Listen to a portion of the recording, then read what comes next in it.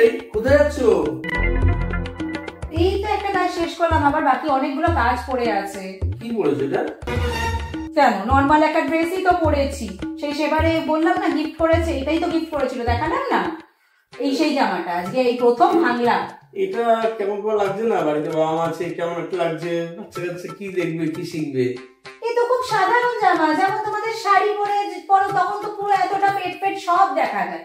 এ তো কিছুই দেখা যাচ্ছে না, এ তো পুরো ফুল গাউন। এর সব থেকে বড় কথা কি জানো, তোমরা মা মাসিকে দেখে অভ্যস্ত হয়ে গেছো। তোমরা শুধু শাড়িটাই ভাবো যে সব থেকে ভালো, কিন্তু বাকি জামা কাপড়ে কোনো কিছু খারাপ কিন্তু নেই। তুমি বলছো যে ছেলেমেয়েরা কি শিখবে? ছেলেমেয়েরা যখন মাকে দেখছে শাড়ি পরতে, তখন তো তারা ভাবছে শাড়িটাই নর্মাল। আর যখন তারা ছোটবেলা থেকে আমাকে দেখবে মাকে নিজের যে এরকম ভাবেই ড্রেস পরে বাড়িতে, তাহলে তাদের কাছেও কিন্তু এটা নর্মাল হয়ে যাবে, সাধারণ হয়ে যাবে। হঠাৎ করে যখন বাইরে গিয়ে দেখে না মেয়েদের, তখন তাদের নজরটাও না একদম লালসা ভরা দৃষ্টিতে দেখে। কেন? কারণ তো তারা তো দেখেনি, তাদের কাছে এটা অসাধারণ, মানে একদম আশ্চর্যজনক একটা ব্যাপার।